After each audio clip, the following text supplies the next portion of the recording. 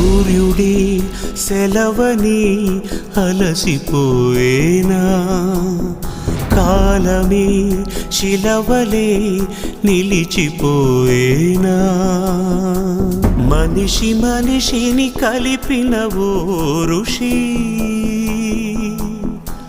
భువిని చరితని నిలిపెను నీ కృషి.